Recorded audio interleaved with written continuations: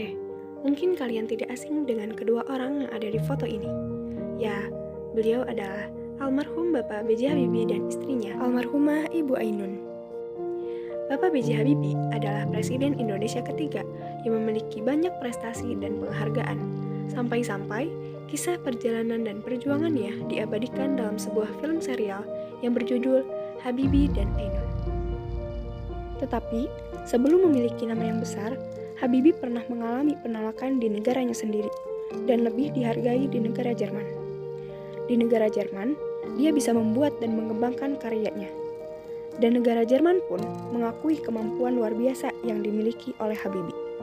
Dan ketika Habibie sudah mempunyai nama yang besar, barulah ia dipanggil oleh negara untuk mengabdi. Tetapi, apakah setiap orang yang memiliki kemampuan harus mempunyai nama besar terlebih dahulu supaya bisa diakui oleh negaranya sendiri?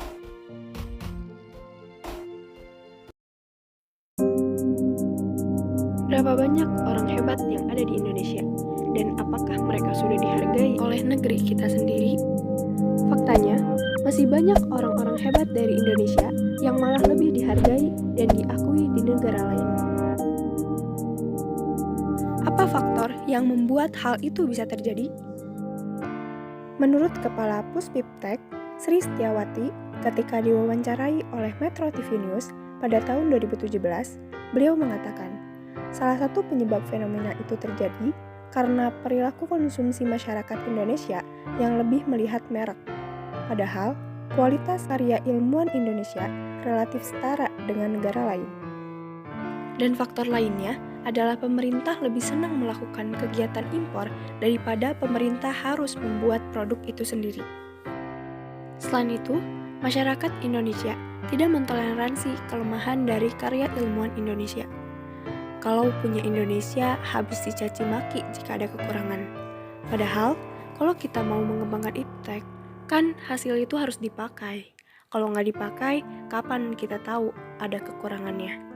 Kapan kita tahu kualitas barang kita? Jelasnya.